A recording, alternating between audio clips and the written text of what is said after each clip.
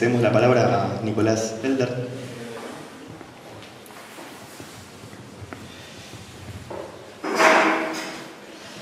Bueno, hola, ¿cómo va? En principio, agradecer la invitación. Para mí es muy importante poder compartir este espacio no solamente con los amigos, sino con los compañeros, ¿sí? Y en el marco no solamente de este momento particular de la facultad, sino en particular también en relación a este momento que estamos transitando en esta Argentina, ¿sí? La Argentina de estos tiempos. Bien, yo voy a comenzar señalando algunas cuestiones que están en relación a la invitación, ¿sí? Ahí voy a referirme a una suerte de cambio de vía que hubo, ya que al momento en que Rodrigo me invita, yo no sabía cuál era la pregunta que después aconteció de modo tan pleno, general y fuerte, ¿no? Es, ¿qué es el psicoanálisis? ¿Sí? Me entusiasmé fuertemente con una sospecha, una suerte de pregunta que también atraviesa y convoca a este espacio de conducción, estas jornadas, y es la sospecha en torno a las razones por las cuales el psicoanálisis, que supo detentar una condición de peste, quizás podría haberse transformado en una gripecita. Me encantó ese enunciado, ¿sí? Sobre todo lo último, la merma en la potencia infecciosa, ¿sí? Con lo cual, voy a ser respetuoso. Con lo cual, ahí va. Con lo cual voy a ser respetuoso de la pregunta, ¿qué es el psicoanálisis? Pero voy a intentar no dejar afuera esta segunda cuestión, ¿sí? Respecto de la peste o la gripe. Cita. ¿Qué es el psicoanálisis? A mí se me ocurren dos cuestiones. ¿Qué sentido tendría en este momento esta pregunta? ¿Sí? Ahora, ¿por qué?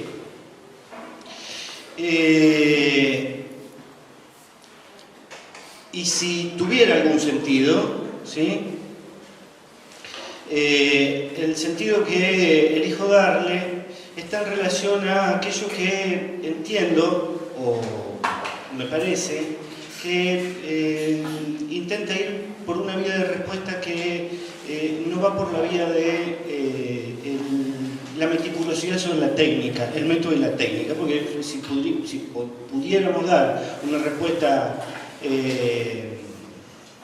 bastante amplia, a trazo grueso, podríamos, de la mano de Freud, decir que es un método para explorar los procesos mentales inconscientes, una técnica para tratar las enfermedades psíquicas, ¿sí? Un cuerpo de teorías derivadas de la aplicación de los dos puntos anteriores, ¿sí?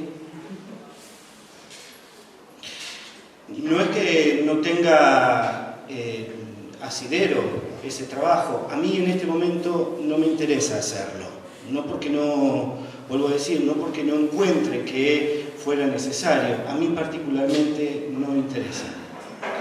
Hay algo que contemporáneamente a estas invitaciones, a esta invitación a trabajar, ha sucedido y a mí me parece muy importante no dejarlo afuera. Y son dos enlaces que voy a intentar hacer, ¿sí? Respecto de situaciones que han ocurrido, que vienen aconteciendo, sobre todo una de modo muy cercano. ¿Qué es lo que está ocurriendo con Cunita? ¿Verdad? Evocaba, ¿sí? También un spot publicitario cercano, seguramente lo han visto porque lo han inundado, ahora desaparecido, según parece, pero esto es el trabajo en razón de la confección de una empanada, no sé si lo vieron. El gobierno nacional, la gestión actual, ha confeccionado, ha puesto en circulación por diferentes medios masivos de comunicación un spot publicitario en razón de cómo se hace una empanada. Pero es importante dejar en reserva esto, a ver si lo puedo retomar sobre el final.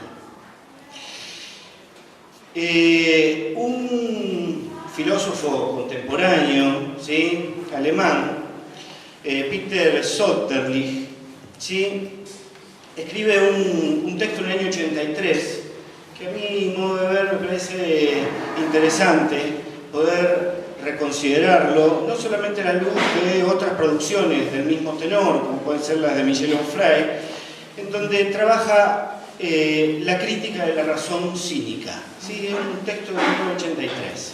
¿Sí? Sloterdijk entiendo que puede dar un principio de respuesta a la pregunta ¿qué es el psicoanálisis? ¿Sí?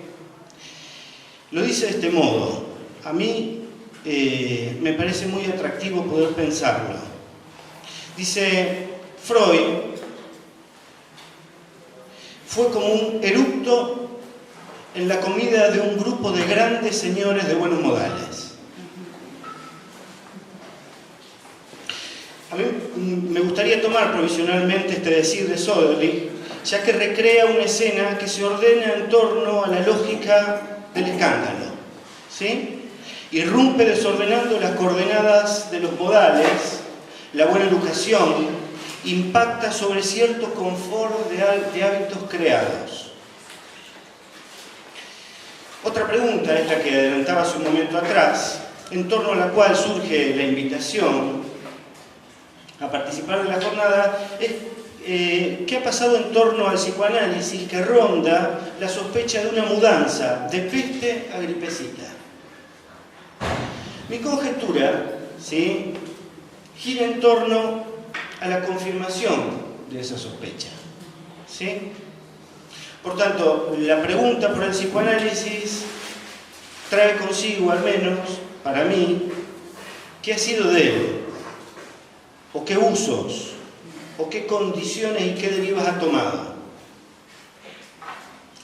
Fontana Rosa, en el año 2004, cerrando el Congreso de la Lengua, no sé si se acuerdan, hace una alegoría a las malas palabras. ¿Sí? Seguramente todos lo conocen, si no está colgado en la web. Creo que resulta ser un trabajo importante ese de Fontana Rosa. Porque además de poner en evidencia ese carácter denostado de las malas palabras, cierra con algo que a mí sí me interesaría poner por delante, ¿sí? Y es, ojo que las vamos a necesitar, ¿sí? Las vamos a necesitar, no es cuestión de deshacerse de ellas. Siguiendo entonces aquello que vamos a necesitar, propongo recuperar un espacio de privilegio para tres mojones muy caros al psicoanálisis: el chiste, el cinismo y la hipocresía. De hecho, el intento de darle forma a este trabajo lleva el título de Un chiste entre el cinismo y la hipocresía. Esta elección arbitraria, ¿sí?, a mí se me ordena advirtiendo el carácter devaluado y tergiversado que han ido cobrando estas operaciones, su carácter negativo o vulgar, vulgarizado, su desalojo del plano de interlocución con el psicoanálisis. Comencemos con el chiste. Aquí a mí me parece que estaría bueno hacer, o al menos lo intento aquí, un contrapunto, ya que lo que guía o me ordena en el itinerario balizado, el chiste, la condición cínica y la hipocresía, es al menos recorrer cómo esto ha ido cobrando cierta tergiversación, vuelvo a decir, en donde justamente ha quedado reducido a una cuestión fuertemente vulgar o decorativa. Y entiendo que no lo es. El intento de contrapunto es en dos momentos, 1905, 1927. En 1905 está trabajando Freud en simultáneo en dos laburos, ¿sí? El chiste, ¿sí? Su relación con el inconsciente, y los tres ensayos. La historia cuenta de que tenía, todos saben esto, un dato de color nomás, tenía 2 escritorios, iba cambiándose de silla una y otra vez, ¿verdad? ¿Por qué me parece importante comenzar por el chiste haciendo este contrapunto con este texto que termina presentando su hija en el año 28? Porque Freud allí da razones, ¿sí? No solamente de las vías por las cuales el chiste como producción de privilegio nos da noticias de aquello que el sujeto mismo no quiere saber, sino además el intento de hacer este contrapunto es poner en tensión algo que me parece ha sido fuertemente edulcorado, y es la pérdida de potencia instrumental que ha ido o que se ha ido perdiendo en la evaluación del chiste como herramienta, ya que parecería que el chiste se constituye, casi se ha ido constituyendo, o este es mi supuesto, casi exclusivamente en ese territorio de la risa y gracia, en el universo de lo cómico, en el universo del humor. Freud en el año 27, es presentado en el año 28 esto, se encarga claramente de poner en evidencia que esto no es así, ¿sí? Pero bueno, me parece necesario cargar las tintas sobre eso. Decía, comencemos con el chiste, siguiendo la ruta que permite distinguir su diferencia con el humor y lo cómico, ¿sí? Salvedad imprescindible que permite situar versiones distintas de la experiencia del sujeto y sus producciones, ya sea en el caso del humor y lo cómico, una posición exaltada, triunfante, de repudio de las exigencias de la realidad y la imposición del principio del placer, logrando un salto narcisista al que accede operando un rechazo respecto de las condiciones del sufrimiento. ¿Sí? Lo va a nombrar textualmente la victoriosa confirmación de la invulnerabilidad del yo. Dice, el humor cuenta con una dignidad. A mí me parece importante señalar esto, que le falta del todo al chiste. El chiste no se encuentra amasado en esta lógica victoriosa. Es por esto que su saldo de felicidad, placer, ensueño y comicidad no están estructurados en torno a la insuperabilidad del yo por el mundo real. El chiste refleja otra cartografía.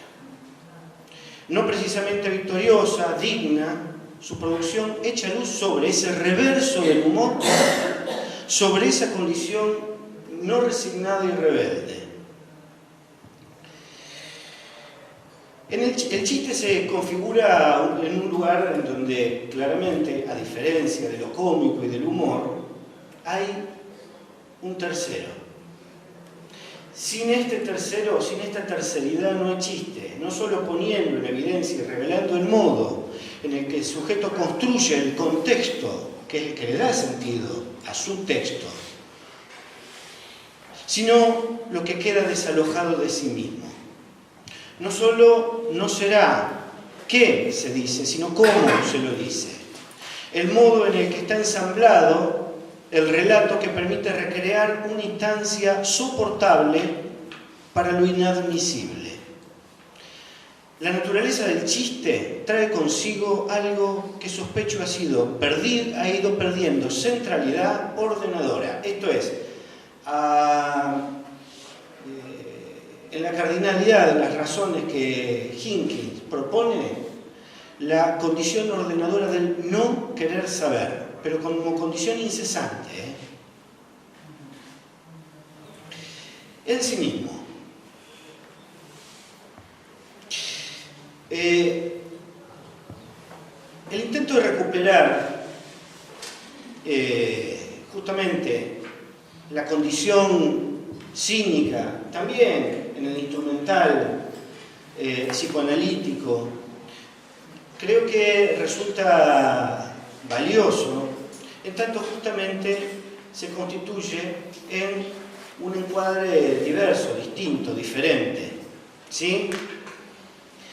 Decía Michel Onfray, también labura esto de los filósofos llamados perros, y señala, no de modo casual ni inocente, sin de dos cinismos: el vulgar, el cual en algún sentido parecería ser solidario al individualismo de la época, a la construcción neoliberal que acuña tanta matriz subjetiva, ¿no?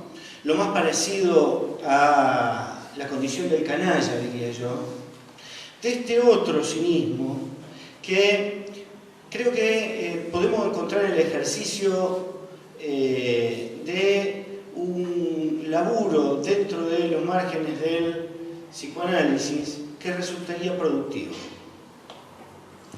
Voy a hacer un contrapunto respecto de estos dos. Observemos a Teofrastó. Retrata a un cínico, ¿sí? Es un hombre que maldice y tiene una reputación deplorable. Es sucio, bebe y nunca está en ayunas. Cuando puede hacerlo, estafa y golpea a quienes descubren el engaño antes de que pueda denunciarlo. Ninguna actividad le repugna. Será patrón de una taberna si es necesario, encargado de un burdel, pregonero e incluso, si se quiere, recaudador de impuestos, ladrón habituado a las comisarías y a los guardias civiles. A menudo se lo encuentra locuaz en la plaza pública, a menos que se convierta en abogado de todas las causas, aunque sean las más indefendibles. Prestamista confianza, tiene además la soberbia de un mafioso y no cuesta mucho imaginarlo como un gángster emblemático. Puede vérselo haciendo su ronda entre los taberneros y los vendedores de pescado para cobrar sus ganancias. Para completar el cuadro, no olvidemos que el cínico deja sin sentir vergüenza que su madre se muera de hambre.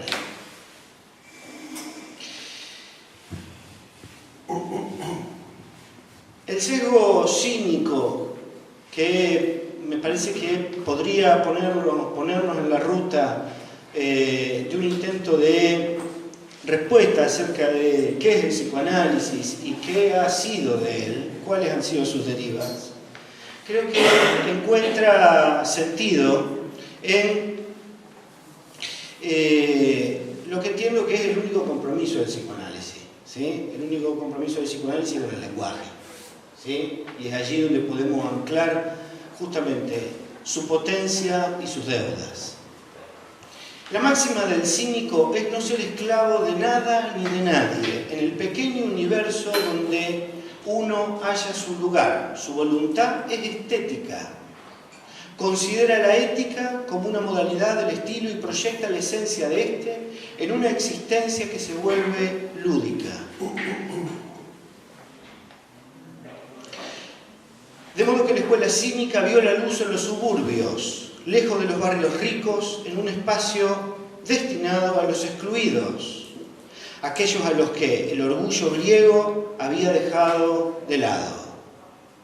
A mí me gusta una cita, no sé si la voy a encontrar, que es la relación que establece Onfray ya no con los perros, sino con un ratón, ¿sí? Fue un ratón el que hizo que Diógenes se convirtiera a la filosofía cínica. Mientras ocioso detallaba las idas y venidas del animal, el joven era entonces Diógenes joven que era entonces Diógenes, comprendió que el ratón era un modelo de despreocupación, independencia y libertad. Iba y venía sin que le importaran un bledo la oscuridad y el futuro. Absorto en un puro presente sin ramificaciones nostálgicas ni imaginarias. ¿Cómo seguir dando razones o describiendo este encuadre, ¿sí?, que le da cuerpo justamente a la razón cínica? Una razón que entiende justamente, se caga, por llamarlo de alguna manera, en cierta lógica de estructuración del establishment de la época, ¿sí? Estamos hablando 4 siglos antes de Cristo, lo cual no deja de ser todo un establishment muy caro a nuestra cultura occidental y cristiana, ¿sí? Por último, la hipocresía. Antes de señalar una cita de Freud, que a mí me parece que es fundamental, porque verdaderamente pone en un sitio que creo que es el que le pertenece y con el cual no trabajamos, ¿sí?, o no suficientemente, que es el de la hipocresía, me parece importante señalar 2 cuestiones. Una, la operación cínica. Justamente, utilizando la operación de la ironía, se caga en la retórica de la época, la ironía como arma fundamental, en lugar del bufón, encuentra en esos atributos y en esos recursos la posibilidad descarnada de poner a la vista de todos una verdad insoportable, ¿sí? En la hipocresía parece operar otra condición. Justamente, la hipocresía como uno de los termómetros del malestar de la cultura, pero imposible de erradicar. Y aquí Freud, ¿sí?, en consideración de la actualidad sobre la guerra y la muerte, ¿sí?, señala lo siguiente. Año 1915, dice: el sujeto forzado a reaccionar permanentemente en el sentido de preceptos que no son manifestación de sus tendencias instintivas, vive psicológicamente hablando muy por encima de sus miedos y puede ser calificado objetivamente de hipócrita.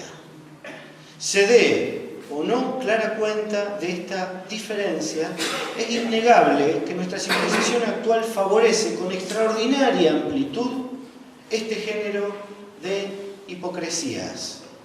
Podemos arriesgar la afirmación de que se basa en ella y no tendría que someterse a hondas transformaciones si los hombres resolvieran vivir con arreglo a la verdad psicológica.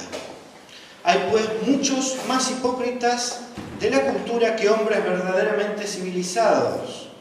E incluso puede plantearse la cuestión de si una cierta medida de hipocresía cultural no ha de ser indispensable para la conservación de la cultura, puesto que la capacidad de la cultura de los hombres del presente no bastaría quizás para llenar tal función.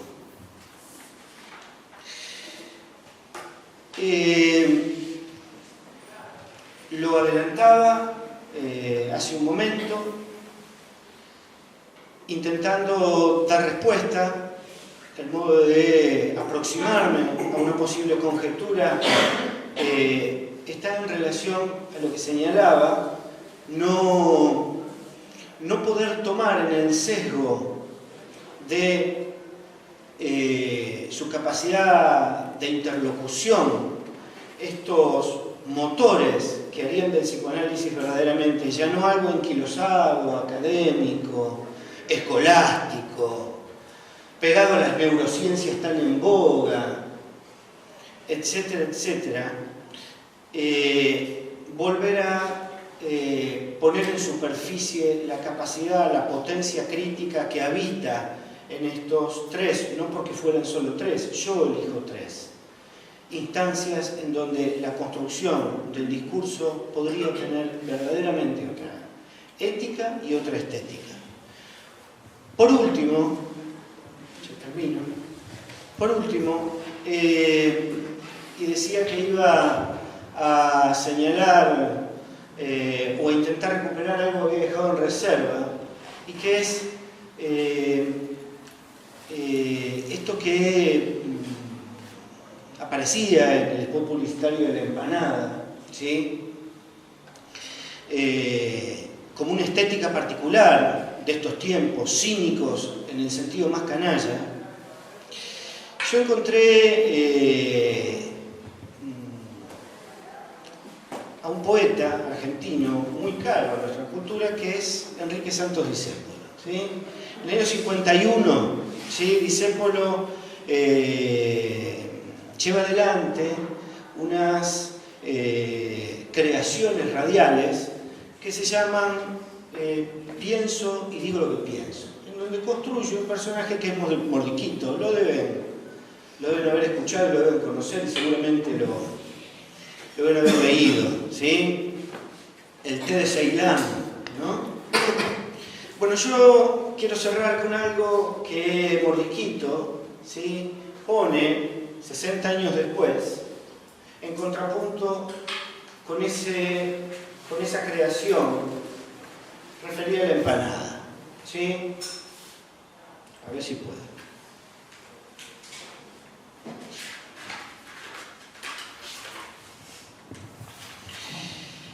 Así, desde chico me gustó la empanada, ¿sí?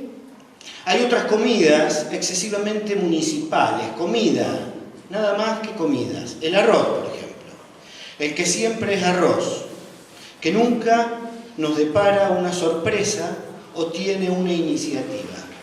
Más allá del arroz no existe ni la suposición ni el misterio. A lo sumo a veces se maquilla con la anilina del azafrán, pero vos escarbás un poquito y a una milésima del azafrán sigue el arroz. ¿Verdad que es cierto? Vos cortás la carne y dentro de la carne hay carne. Y esto es triste. Esto no puede satisfacer a un espíritu como el mío, que se emociona cuando le encuentra la pasa de uva al buñuelo. Y la empanada es eso. Es otra cosa. La empanada es una especie de baúl nutritivo que depositamos en el plato suponiendo. A mí me gusta suponer. Y frente a la empanada me inquieto. ¿Qué habrá dentro? Cuando rompamos con los dientes esa bisagra prolijamente frita y las tapas se abran como una ostra madre que se da corte mostrándole el berberecho al caracol de al lado, en ese momento importante y misterioso, ¿qué encontraré dentro? ¿La aceituna? ¿El huevo duro? ¿Por qué no el anillo de compromiso de la cocinera? ¿Viste cómo hay que suponer? Porque el arroz no es nada más que arroz, y dentro de la carne solo hay carne. Pero más allá de la empanada está la sorpresa y la investigación. Por eso cuando yo era criatura, la comía como si me comiera una aventura de entrecasa.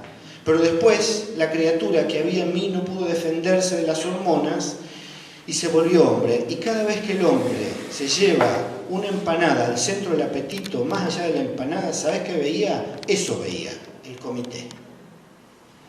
No podía evitarlo. Vos me mostrás una lata de cera para el piso y más allá de la cera yo veo un incendio.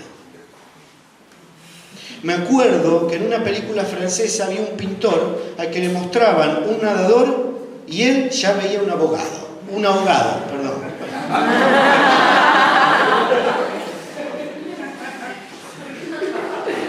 O sea, yo justo, ¿no? Lo mismo. A mí me mostraron una empanada y yo veía un comité. Entonces, ya no podía metérmele dentro de la empanada, ya no podía viajar sobre el picadillo y hablar del hombre a hombre, pasa confidente. Esa empanada era el símbolo del comité. Era el escudo de arma de los malevos que alquilaban la puñalada y le llamaban doctor al caudillo de la chalina al hombro. En ese escudo la empanada tenía un encuadre justo, a la taba. La botella de vino y la libreta de enrolamiento botaba sola. ¿Me lo vas a decir a mí? Yo no tendré ni talento ni vitaminas, pero memoria tengo.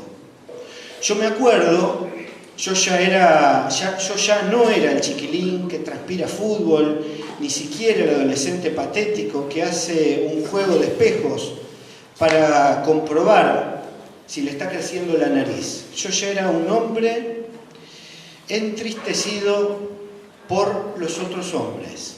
Yo era un desencantado de la empanada porque mi dolor le estaba haciendo una radiografía y en la placa no solo encontraba el carozo de la aceituna, sino también la cerradura rota de la urna y la bala que viajaba desde el servilismo hasta la opinión. ¿Vos no te acordás? Yo sí me acuerdo. Años, ¿sabés? Años esperé teniendo hambre. Años en que lo que hice el alpinismo en el arroz, esperando que alguna vez la radiografía encontrase lo que ahora acabo de encontrar, porque yo he vuelto a comer empanadas. Las pongo en el plato, las pongo después de haberla descolgado de aquel escudo de armas que se vino abajo con la pared, con el techo y con el comité entero, mientras la murga de los malevos que decían doctor se alejó con un redoble de botellas rotas o derramadas. Ahora esta empanada es mía y tuya. Mirala, fíjate, ahora vos y yo podemos abrirla sin angustia porque tal vez encontremos dentro una caja de fósforos. Un descuido lo tiene cualquiera. Pero no encontraremos más el voto vendido o exigido, ni aparecerá detrás de la yema la letra C, la olvidada letra C de la palabra doctor. Qué enorme alegría, ¿verdad? Oíme, la vida es complicada, muy complicada, y puede que en una de esas complicaciones yo me aparezca como un huésped sentado a tu mesa. Y era eso lo que quería decirte, que ya no te inquietes, que ya sabes con qué podés convidarme. Empanadas, estrictamente empanadas. Hoy ya puedo comerlas, sin angustia, sin malos presentimientos, con la tranquilidad del que vota con quien se le antoja. ¿Querés una dicha más grande o te gustan más las otras? No, ¿qué va? ¿A mí me lo va a contar? Bueno, muchas gracias.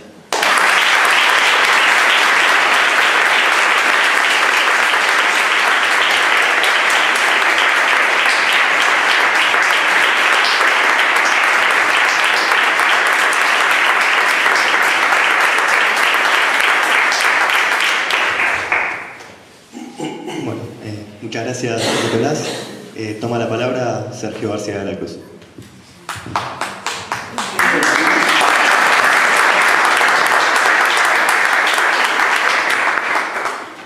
Bueno, buenas tardes. ¿Se escucha? Bueno, en principio quería hacer un agradecimiento a los chicos de la Mazota que organizaron esta jornada, y quiero también hacer una mención, decir que me parece que están siempre un paso adelante, haciendo cosas muy inquietantes, muy interesantes. Es gente joven que nos va, gente que tenemos un poco más de años, nos están orientando en un montón de cuestiones, nos están permitiendo pensar cosas nuevas, y a mí me parece muy importante, y se lo agradezco, y agradezco también que hayan hecho esta jornada, que he disfrutado mucho, las ponencias que pude escuchar me han gustado mucho, me hacen pensar mucho. Después también le agradezco a la mesa que armaron, con el Bocha y con Nicolás, dos personas que tengo una profunda admiración por su calidad como profesionales, y además un profundo afecto, así que pensé bastante que esto es una alegría y como una celebración, poder compartir esta posibilidad de pensar temáticas tan espinosas y tan apasionadas como el psicoanálisis con ellos. Yo voy a hacer una presentación de una cosa más clásica, de lo que presentó, lo que nos expuso Nicolás. Cuando Rodrigo me tiró el tema, yo bastante obediente empecé a pensar qué era el psicoanálisis, ¿no? Y pensé muchas cosas, muchísimas cosas, y pensé muchas cosas interesantísimas. Pero claro, después poder armarlo y transmitirlo es otra cuestión, ¿cierto? Es un rompecabezas que me faltan las piezas, ¿no? Pero bueno, acá lo tengo acá, Basquín, que sabe bastante de armar rompecabezas y me va a ayudar cuando me falta alguna pieza. No, una de las primeras cosas que pensaba era que, ¿por qué era tan conmovedor? Porque en realidad uno que practica el psicoanálisis, que intenta hacer algo de docencia en relación al psicoanálisis, es una clave en la vida de uno muy fuerte el psicoanálisis. No solamente porque trabaja diariamente de esto, intenta enseñarlo, sino que también por la propia experiencia del propio análisis y la vida de uno. Muchas veces se piensa en esta clave del psicoanálisis, ¿no? Es como una clave que a uno lo atraviesa profundamente, siempre con el intento de que no se transforme en una cosmovisión, en una religión, pero sí creo que el tema de la cosmovisión o de la religión va a estar en un borde en relación a lo que es el psicoanálisis, ¿no? Bueno, algunas de estas cosas yo estuve pensando para transmitirle a ustedes, ¿no? en esta jornada. Y me tomé en serio la pregunta de qué es el psicoanálisis. Y les voy a leer algunas cosas que estuve escribiendo, ¿no? ¿Qué es? Es una pregunta por el ser. Sería fácil ir por la vía de lo necesario de desustancializar el psicoanálisis. Está de moda además, ¿no? Quizás sea políticamente correcto, pero creo que no es cierto en su plenitud esta necesidad de desustancializarlo. Creo que el psicoanálisis oscila entre una fuerte consistencia en lo que podríamos enumerar, lo que es. Podríamos hablar de su historia, de su prestigio, de la institucionalización, de su gran capacidad de filiación que tiene el psicoanálisis, de su capacidad de instalación, de su enorme productividad, y al mismo tiempo, en tanto es un discurso consistente, se pierde en la posibilidad de definirse, en la posibilidad de nombrarse.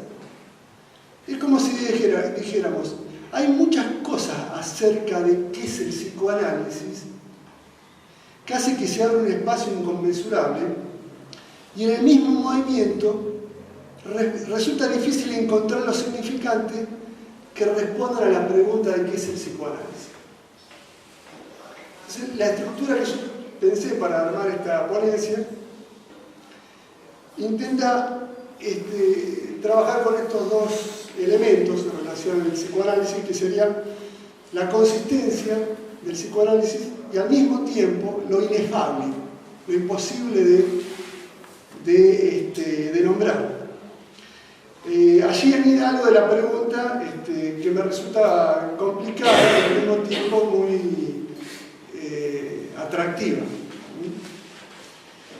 Para trabajar esta pregunta voy a empezar tomando algunas referencias freudianas. Voy a tomar cuestiones bien clásicas. Yo estoy del lado del humor, más que del lado del chiste. Soy un hombre clásico. Voy a tomar tres referencias de Freud Una es el escrito de 1913, Múltiple interés por el psicoanálisis.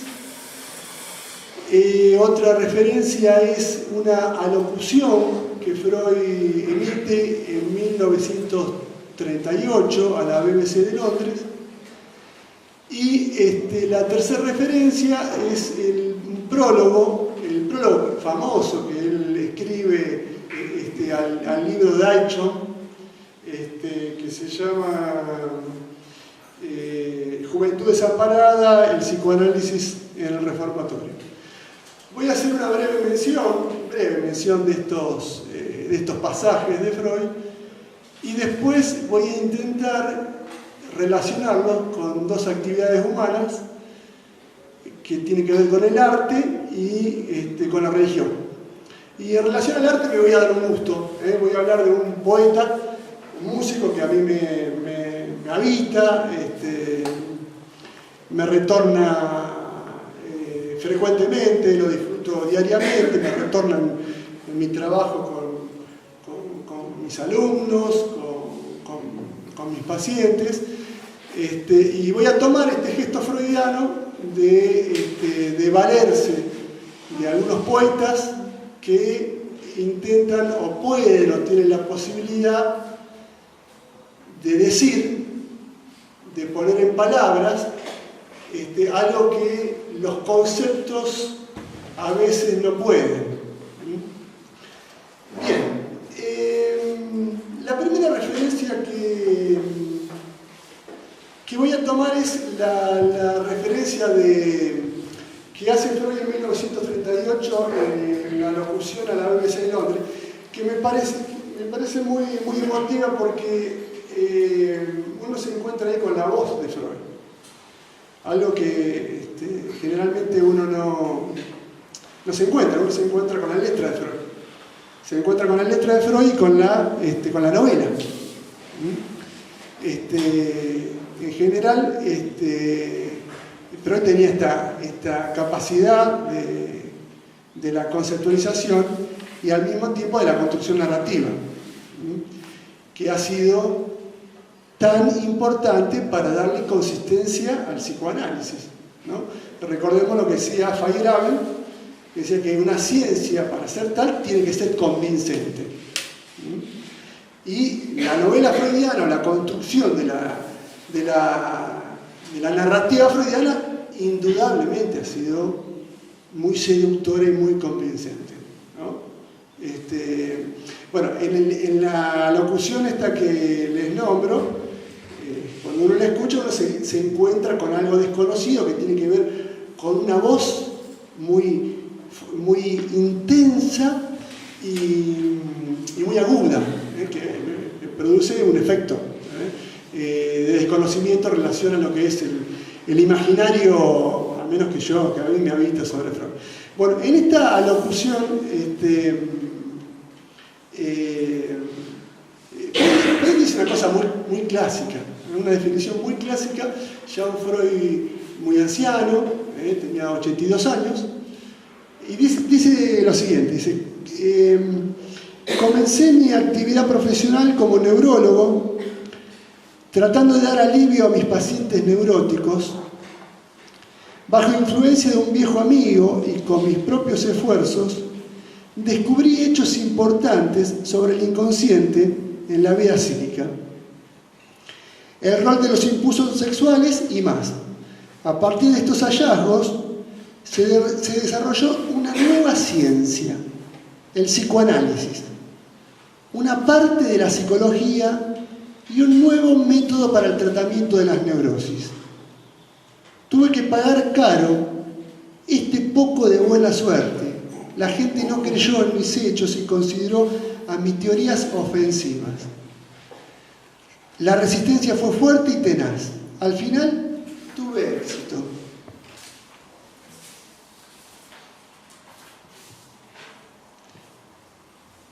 Con discípulos construimos la IPA, pero la lucha aún no ha terminado.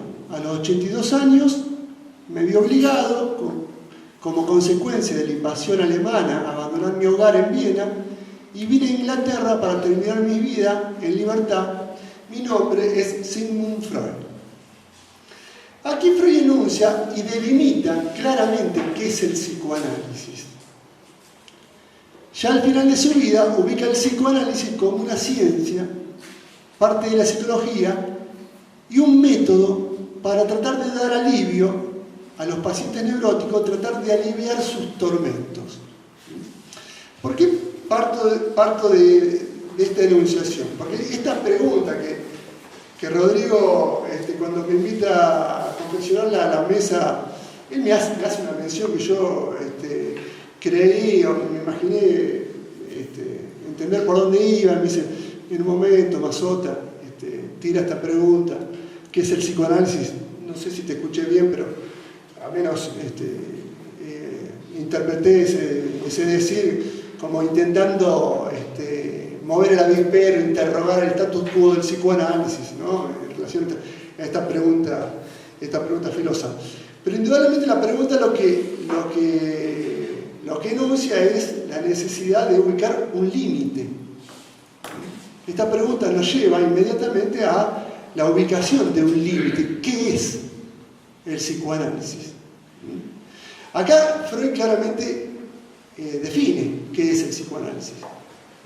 Es una ciencia que pone en juego un método de trabajo clínico para darle alivio al sufrimiento, al tormento de los neuróticos. Primer punto. La segunda referencia que quiero tomar, insistiendo en esta idea de ubicar la cuestión del límite. Múltiple interés al psicoanálisis. Este es un escrito de 1913 que Freud escribe a pedido de una revista italiana, la revista Ciencia. Es un escrito de divulgación. Freud organiza este artículo diferenciando dos grandes apartados: el interés psicológico y el interés del psicoanálisis para las ciencias no psicológicas. En este contexto define el psicoanálisis como un procedimiento médico que a través de una técnica psicológica aspira a curar ciertas afecciones, a la vez que permite obtener una visión sobre su origen y el mecanismo de su contracción, de la contracción de la enfermedad. El psicoanálisis reclama el interés de otros conocimientos, pues roza varios ámbitos del saber y establece inesperadas conexiones entre estos y la patología de la vida anímica. El límite vuelve a ubicarse con claridad, ¿no? En este escrito de 1913.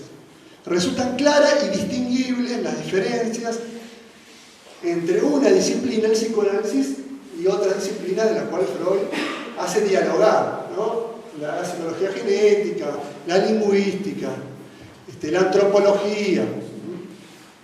Freud ubica el campo del psicoanálisis y el interés que tiene el psicoanálisis por otros campos. Vemos un campo que tiene cierta consistencia. Este campo se nutre de otros discursos, de otra disciplina. Este campo trabaja con ciertos objetivos. Podemos ubicar claramente esta cuestión del límite que nos permite definir y entender qué es el psicoanálisis. Bien, ahora voy a la tercera referencia, una referencia muy transitada, muy común, muy trabajada, que es esta introducción que hace Freud a este libro de Alcho, que es un prólogo muy cortito, que tiene una diferencia crucial entre la traducción de Echeverri y la traducción de López Ballesteros, ¿no? Una cuestión muy importante en la diferencia de la traducción, ¿no? Cito un párrafo, ¿no? Freud dice: mi participación personal en esta aplicación del psicoanálisis ha sido muy escasa.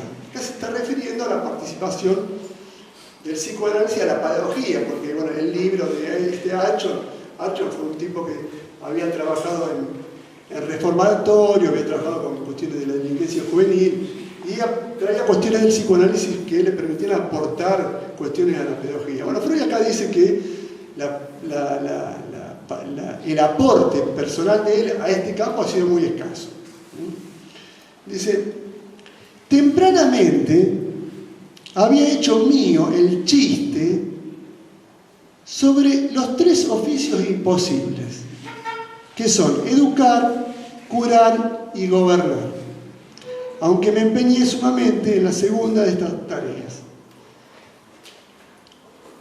En la traducción de López Ballesteros no aparece esta idea de que tempranamente había hecho mío el chiste de. Menciona así en esa traducción directamente, he sabido que hay 3 profesiones imposibles, educar, curar, gobernar. En esta cita, digo, como para pensar la cuestión del límite acá, en esta cita Freud ubica la dimensión del límite en la práctica misma del psicoanálisis. Aparece la imposibilidad de realizar la práctica en el objetivo a la cual estaría destinado el psicoanálisis. Aquí la referencia no es al campo, sino a la práctica o el ejercicio del psicoanálisis. Cuando Freud ubica la situación de imposibilidad, Freud produce un gesto inquietante. Quizás por eso lo enuncia al modo del chiste, porque es muy inquietante lo que dice Freud, esta imposibilidad. Está enunciando que en la práctica del psicoanálisis no hay límite. En tanto habla de imposibilidad, ahí perdemos la dimensión del límite. Si hay algo que es imposible, que es total, perdemos la dimensión del límite. Entonces, si el límite es total, se pierde esta condición. Al aparecer la imposibilidad nos encontramos con lo ilimitado, como lo indefinible. ¿Cómo hacer para definir lo ilimitado? ¿Con qué significante? ¿Con qué palabra? ¿Con qué narrativa? ¿Con qué argumento podemos enunciar algo de esto que se pierde? Que se hace imposible. Con lo monstruoso. Esto se torna monstruoso. Bueno, queda la pregunta esta de qué es el psicoanálisis.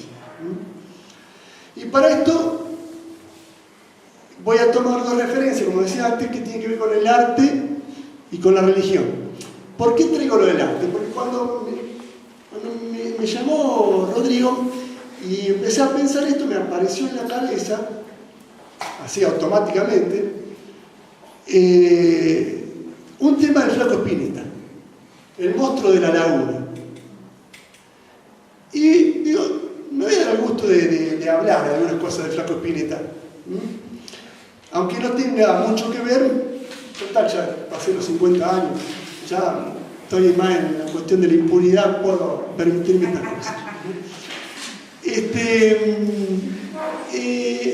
es un tema que se llama El monstruo en la laguna, que está en un álbum de Pescado Rabioso que se llama Desatormentándonos.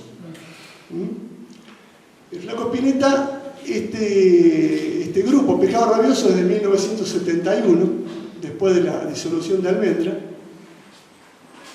tiene una producción de 4 álbumes este año muy productivo, que es Desatormentándonos, Pescado 1, Pescado 2, y después solista edita Artaud, ¿no? Me da gana de decir que el álbum Pescado 2 es el mejor álbum, el mejor disco del rock nacional, ¿no? Me doy gusto. Pero bueno, quería jugar un poco con estos significantes, con la letra de la primera estrofa que me apareció en la cabeza de Pescado Rabioso, que dice, que la primera estrofa dice así: hay un monstruo en la laguna, tiene forma indefinida, y al hombre que pasa cerca, con su rayo lo enloquece. Quería jugar un poco con el título del álbum, Desatormentándonos, y con algunas cosas que dice el Flaco en relación al monstruo en la laguna. Si bien, si uno después sigue la poesía, termina siendo una poesía romántica, pero me pareció inquietante esta estrofa, ¿no? ¿Por qué lo ligo al psicoanálisis? Porque en algún punto el psicoanálisis, el dispositivo psicoanalítico, tiene este objetivo de, en un sujeto, permitirle que se atormente. En algún punto poder sacarlo de cierta tormenta. Cuando Freud decía en 1938, aliviar el sufrimiento de los neuróticos, bueno, un poco lo que enuncia el título de este álbum, ¿no?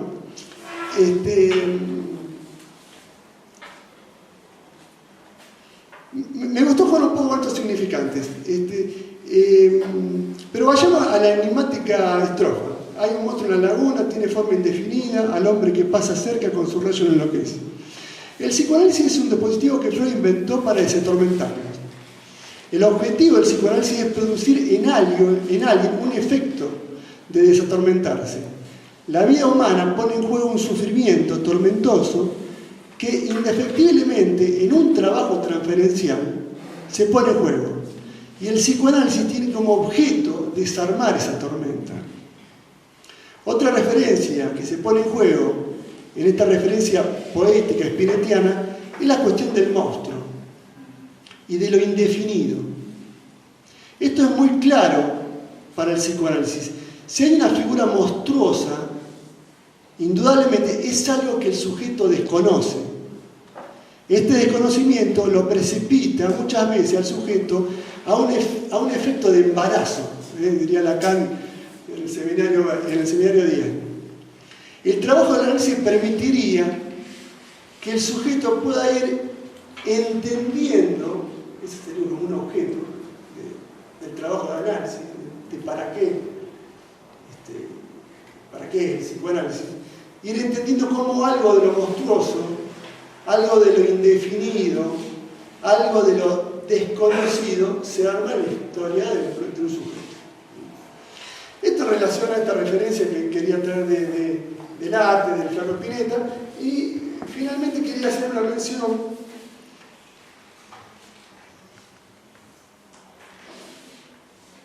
algunas cuestiones que cuando intentaba pensar cuestiones del psicoanálisis me hacían pensar en relación a la cuestión religiosa. La religión también es una práctica muy cercana a la práctica del psicoanálisis. El punto es cómo ubicar la cuestión del límite. ¿Por qué ligar psicoanálisis y religión? En principio porque quien la liga es Freud cuando compara el lugar del analista con el lugar del sacerdote. Otros lugares comunes son la transferencia ante el analista, padre, sacerdote, pastor. Y lo fundamental de la cuestión es la esperanza. Un sujeto atormentado apela a un sujeto supuesto saber, puede ser un sacerdote, un pastor, un analista. Y acá volvemos al punto del límite. El psicoanálisis intentará ubicar un límite donde la religión ubica una promesa indefinida. Mary Langer tenía una frase muy bonita, decía que el psicoanálisis permite hacer cambios muy pequeñitos, pero a veces imprescindibles. Entonces nos movemos en este marco de lo posible, que puede producir un psicoanálisis, a diferencia quizás de otros discursos, pero que a veces resulta muy necesario, muy importante. Lo que ubica el psicoanálisis no es el lugar de una religión laica, sino de una diferencia profunda con el discurso religioso, en tanto produce o se constituye o opera en relación a ese límite, a ese pequeño margen de efecto de posibilidad. El psicoanálisis es un movimiento, en tanto sea una profesión posible, que tiene límites. Ahora bien, a diferencia de la religión, el psicoanálisis va a reconocer lo abisal, lo indefinible, lo monstruoso. La religión, en cambio, tenderá a renegar de ello. Poder ubicar la existencia de lo monstruoso en un punto es construir un límite posible. Es el reconocimiento del límite. Uno puede ubicar lo informe y esa ubicación lo sitúa en un límite.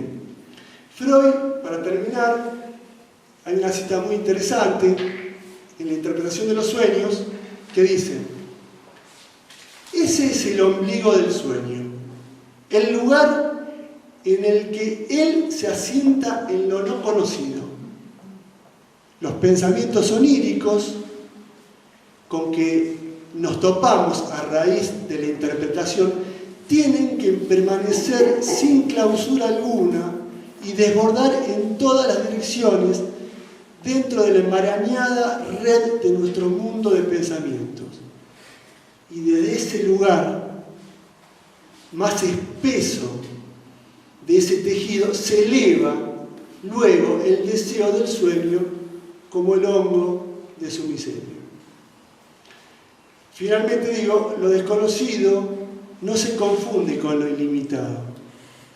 En otras prácticas, como la religión, no aparece lo monstruoso, aparece la repetición, no aparece algo imposible de decir, aparece la renegación del límite. Esta ubicación de la imposibilidad quizás sea el gran invento freudiano. Bueno, esto es lo que tenía para comentarles hoy.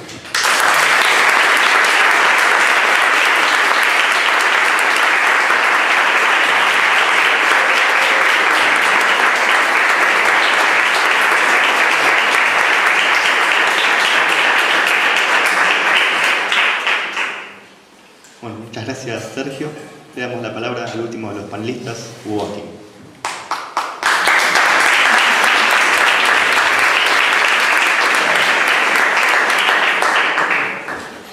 ¿Se escucha si hablo sin el micrófono? No. Ese escuchó. Ese escuchó. Bueno, ahí. Bueno, yo en un principio voy a adherir a las palabras de Coco diciendo lo que él planteó respecto de las actividades que están haciendo desde la Amazona. Cuestionarnos, preguntarnos permanentemente sobre lo que hacemos y lo que pensamos, ¿no? El agradecimiento es hasta ahí.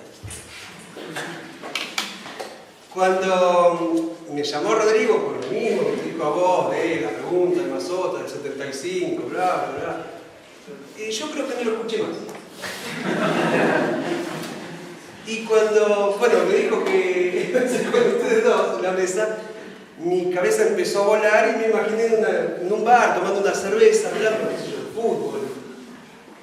Y hasta me enojé después, cuando empecé a pensar qué iba a decir, porque no sabía para dónde disparar.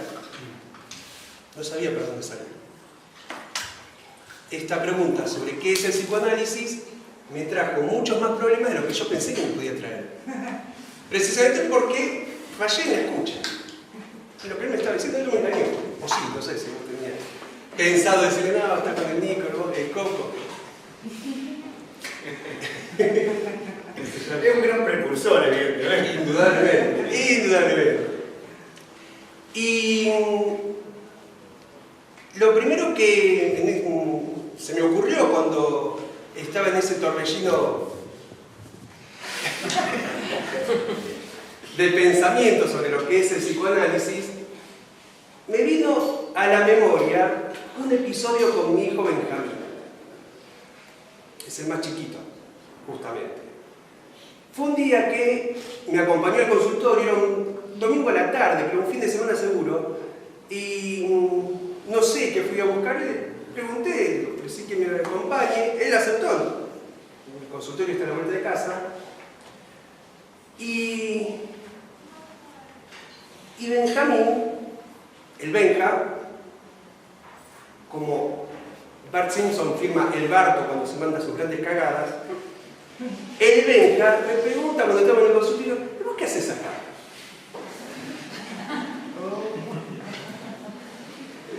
Entonces yo me acuerdo esa escena, la cual pensé, ¿cómo le digo lo que hago acá?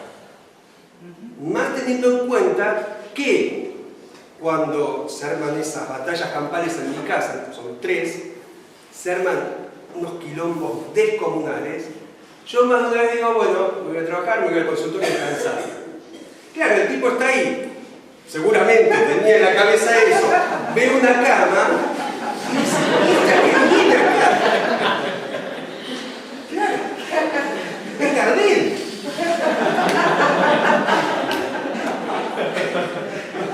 Entonces,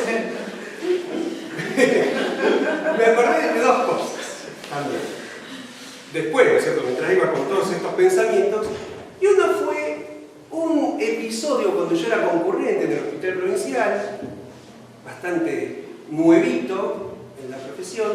Imagínense que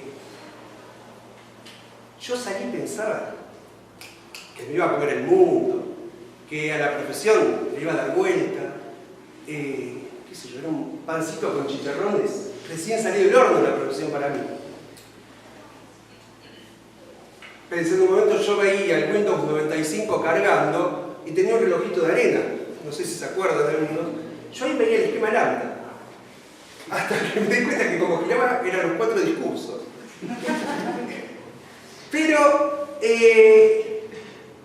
me acordé de un caso en particular, y que fue un hombre de unos 40 y pico de años que pidió un turno, se pedía el turno al servicio, el que tenía turnos libres lo tomaba, y cuando recibo a este hombre, me dice, bueno, que venía porque se le caía el pelo. No era alopecia, se le caía el pelo. Bueno, pero enseguida, cuando él empieza a hablar, la caída del pelo obviamente va hacia otras caídas, hacia otras pérdidas que tenían que ver con que estamos hablando del año 96, 97, antes del 97, 96. Un hombre que se había divorciado, no tenía plata, no tenía trabajo, vivía un mes en cada pensión hasta que lo echaban. La esposa no le dejaba ver los hijos porque él estaba saliendo con otra mujer que también lo había dejado. Y una serie de cosas así que, bueno, en verdad no me acuerdo de todo, pero me quedó registrado eso. También recuerdo, él había sido derivado por la dermatóloga. El tipo dijo, ni siquiera me revisó. Automáticamente me dijo que vaya a pedir un turno de psicología. Bueno, este hombre tuvo la triste suerte de que le haya tocado yo. Porque cuando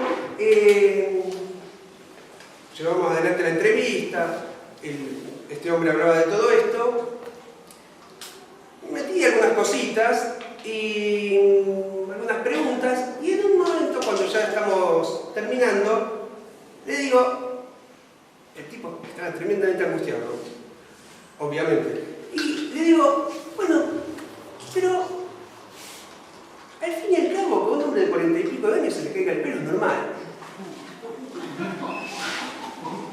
Algo esto de general, pero bueno.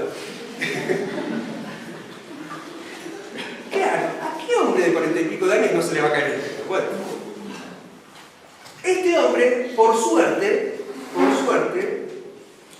me da la mano y me dice, yo le voy a creer a la dermatóloga.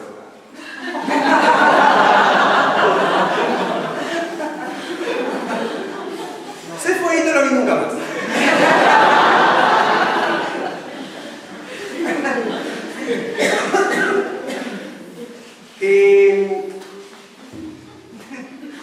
Yo supongo y espero que haya hecho otra consulta, ¿no?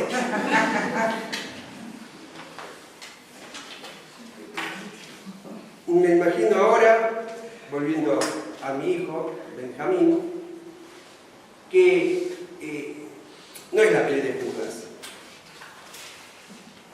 es el páncreas. Todo el sistema límbico de Judas. Pero no porque sea malo, sino porque tiene la agudeza que tienen los niños. Tiene la agudeza de meter el dedo en la llaga, de preguntarle de algo a la hermana que no lo voy a reproducir porque bueno, ya sería demasiado. Pero, y me la imagino, no sé, sentados en un bar, qué sé yo, y el tipo moviendo el juguito bagio así al estilo, como un whisky on the rocks, diciéndome, y flaco, te angustiaste. Te falta análisis.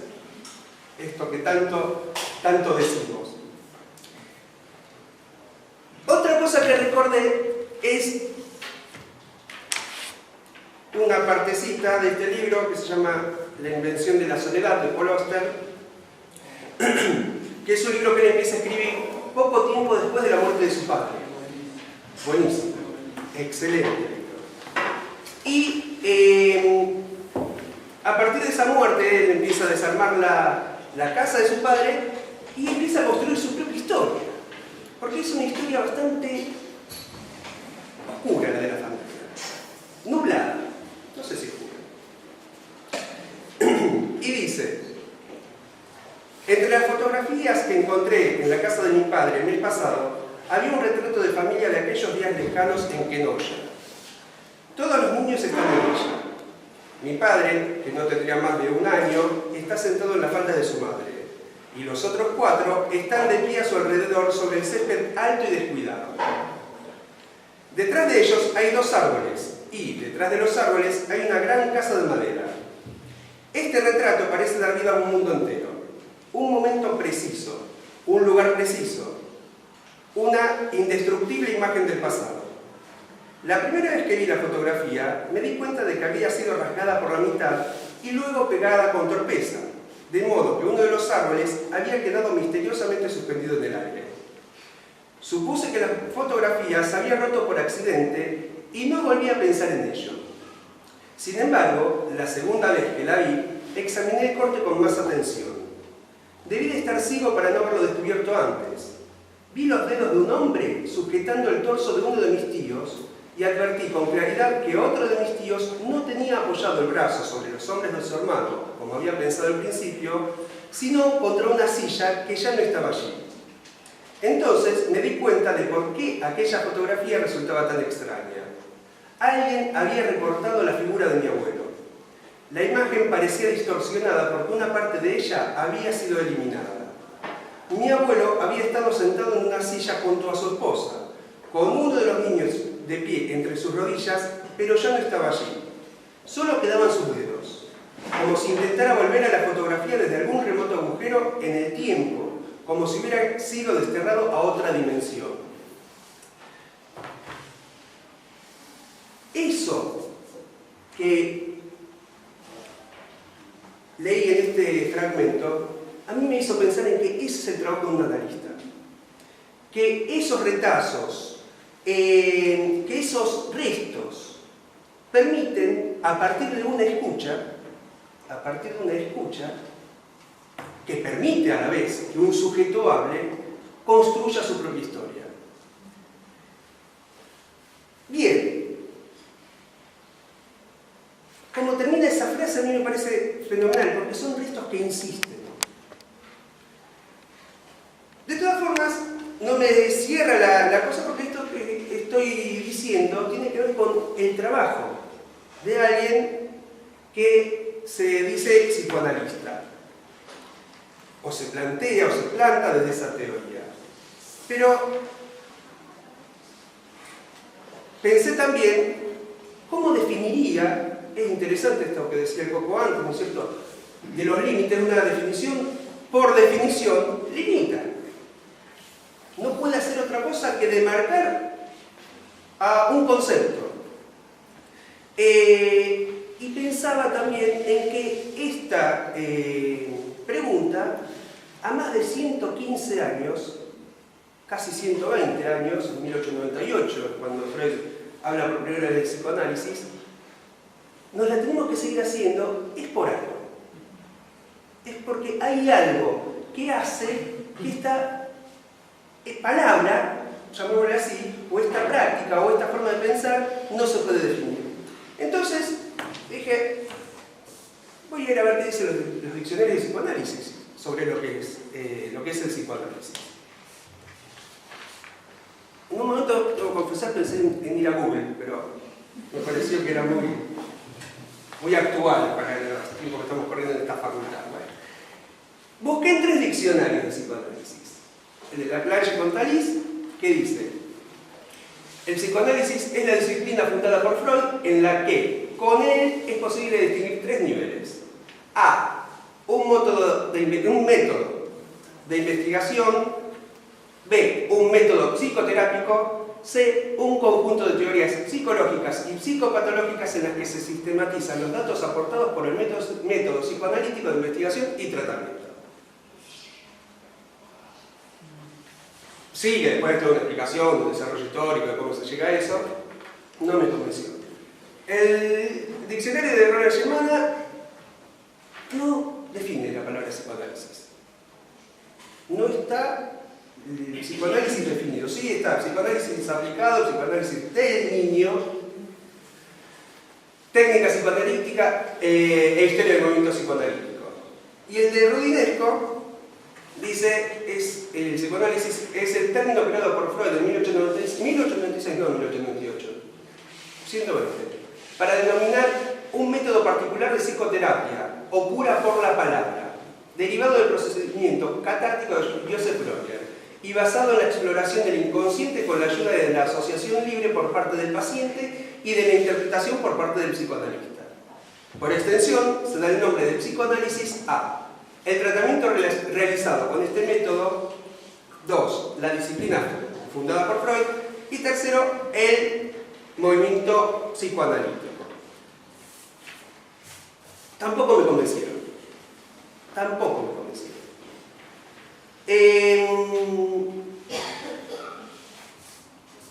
Entonces, me puse a pensar en Freud, en la vida de Freud. Y recordé un episodio de la vida de Freud. Yo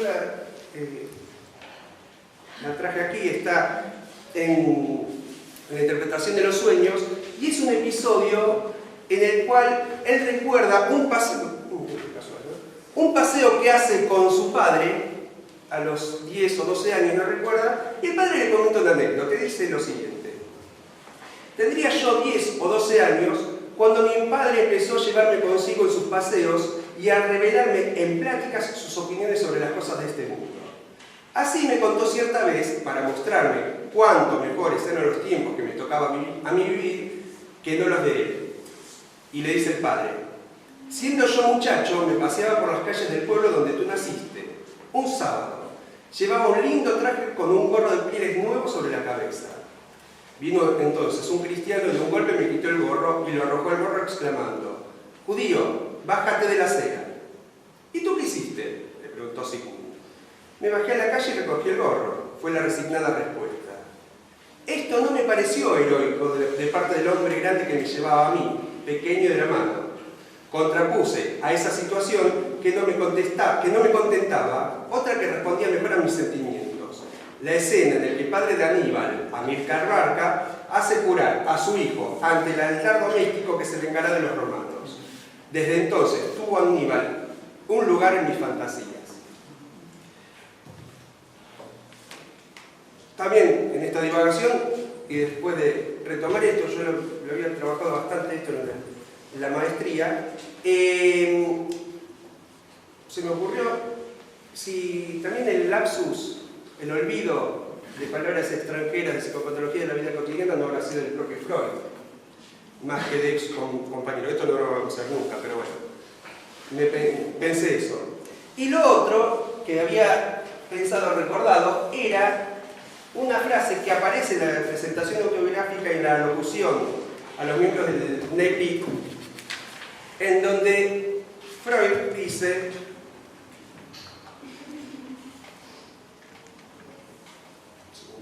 un segundito.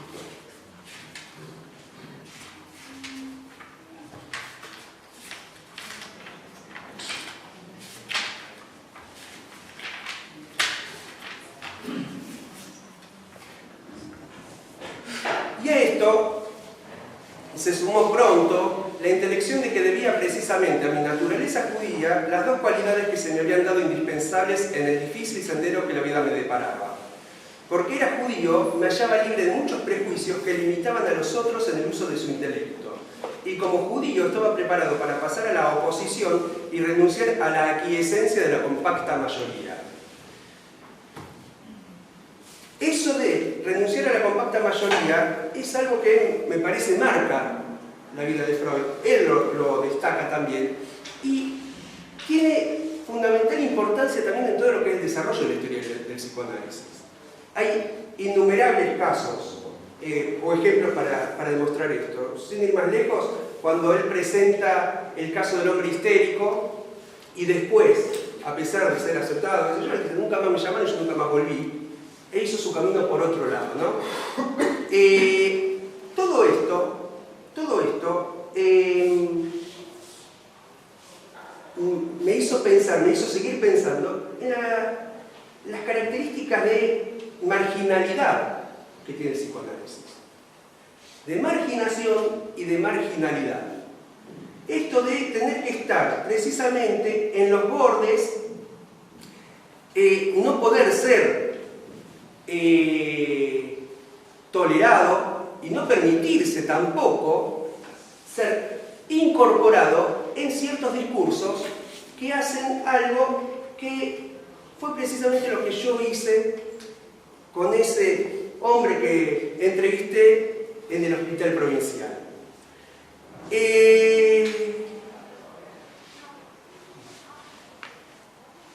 Pensemos en lo que ocurre hoy día. Hoy día los individualismos han dejado de lado las subjetividades. Las cuestiones, qué sé yo, no sé si consumistas, ¿cómo llamarlos? Han dejado las cuestiones de subjetividad, en las cuestiones que tienen que ver con crear lazos, en el reconocimiento del otro. Y no es casual que esto pase. Pienso también que lo que marcó el nacimiento del psicoanálisis, es decir, la histeria no figura hoy en los manuales diagnósticos. Eso fue forfluido. Todo eso está forfluido hoy día. Esos discursos totalizantes, Rudinesco en alguna parte de un librito lo plantea como imperialismos clasificadores, precisamente lo que hacen es dejar de lado al sujeto. ¿Por qué pensaba yo porque creo que todas estas definiciones no alcanzan a realmente decir lo que es el psicoanálisis? Precisamente porque entiendo que hay algo a lo cual que ofrece resistencia dentro del propio psicoanálisis a ser definido. Que hay algo dentro del propio psicoanálisis que se escapa, si quieren juguemos otra vez con esa fórmula, hay una porción de verdad que se le escapa al saber dentro del psicoanálisis. Pero yo me vería en la obligación de decirle, de hecho traté de decirle algo, a mi hijo cuando estábamos en el consultorio sobre qué era lo que se hace. Entonces, le expliqué muy rápidamente qué es lo que se hace, seguro que no entendió nada, y pensé en definir, de alguna forma, eso que uno hace, esa práctica que uno hace como una ética. Es una ética que se resiste precisamente a esos discursos totalizantes, a esos discursos que concluyen lo esencial de lo humano. Y esa ética se sostiene en una escucha que debe estar abierta aún para poder escuchar ese ruido atronador que hace la caída de un caballo. Eso.